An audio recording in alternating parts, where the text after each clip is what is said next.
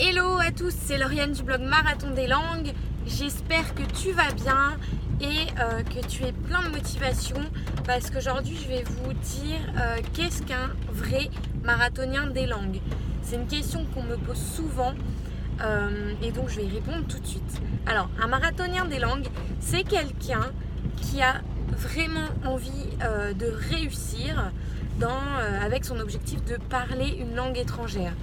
Alors, par quoi il se définit? Ça se définit par quelqu'un qui veut aller au bout et qui se pose les bonnes questions. Et je pense que c'est pour ça que tu es là aujourd'hui, parce que tu es peut-être un peu perdu dans ton apprentissage, tu ne sais pas trop comment débuter ou comment progresser. Tu te trouves peut-être dans un plateau et tu cherches des réponses. Donc déjà, je te félicite parce que tu es sur la bonne page et je considère que tu es un marathonien des langues parce que tu fais en sorte de trouver des moyens de réussir et tu te poses les bonnes questions pour avancer. Tu ne restes pas bloqué seul avec tes problèmes et tu fais en sorte de donner les moyens de réussir. Donc déjà pour ça, félicitations.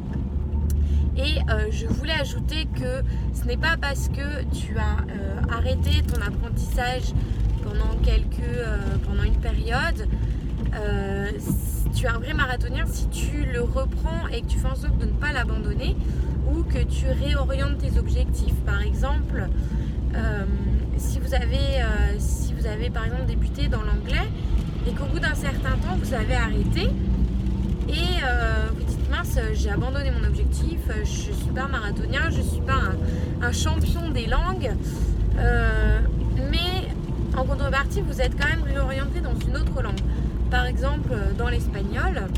Et pour ça, moi je ne considère pas que vous êtes un loser comme on dirait, mais au contraire vous vous êtes posé les bonnes questions, vous avez pris du recul, vous avez peut-être arrêté l'anglais parce que ça ne répondait pas suffisamment à votre question pourquoi j'apprends l'anglais. Peut-être que vous l'appreniez juste pour l'objectif de quelqu'un d'autre. Alors qu'est-ce que je veux dire pour ça? Peut-être que vous appreniez l'anglais pour votre patron, pour votre société. Peut-être que ce n'était pas un désir interne et profond de vous-même et c'est pourquoi vous aviez du mal à avancer en fait.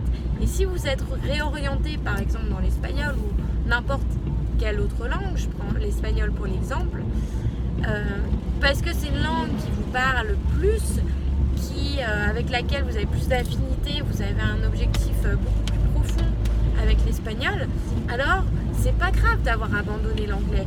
C'est au contraire, vous avez pris le recul et vous avez été suffisamment intelligent pour vous dire non, ça ne me correspond pas, j'arrête et je me réoriente dans quelque chose qui a du sens pour moi.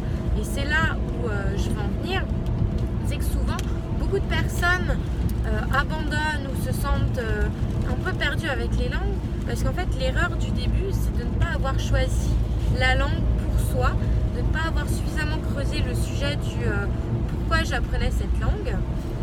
Et donc je m'éparpille un petit peu du concept du marathonien des langues et voilà, c'était pour vous donner un petit peu le contexte et ce que j'en pense.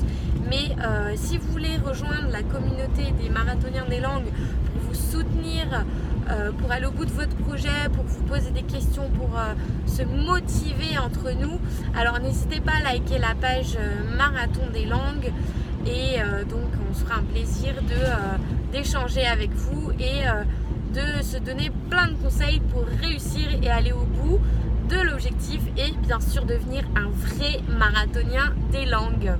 Allez, ciao, à plus tard dans la prochaine vidéo.